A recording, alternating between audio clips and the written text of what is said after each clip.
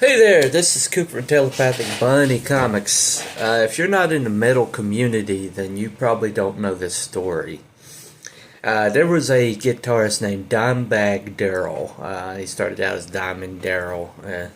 He was a one-off. He was a complete original.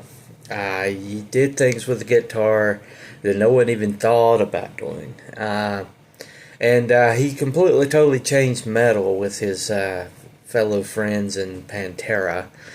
And he basically was one of those characters that was just completely, totally effervescent. Everybody adored the guy.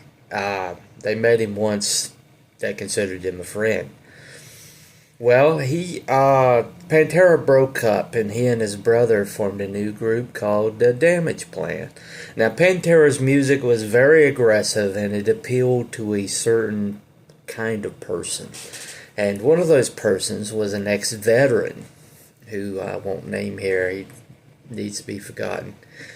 But he showed up at a club, and wound up shooting Dimebag, killing him and four other people before a police officer came in and took him out. And it was just one of the most brutal moments in all of metal history. Well, he had one of his heroes was Eddie Van Halen, and he had just met Eddie Van Halen just I think it was just a few weeks before.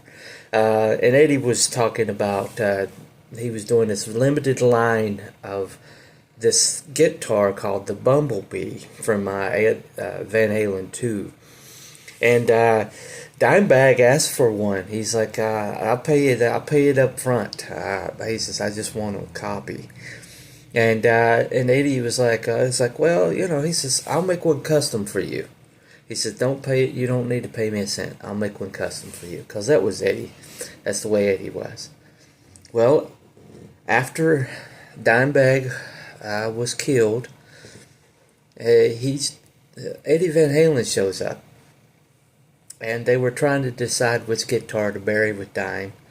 And Eddie shows up with the Bumblebee guitar. Not a copy. The original. And he says, here's an original for the original. And his wife, when she put it on his chest, said, look, baby, you got the original. So it's buried with him.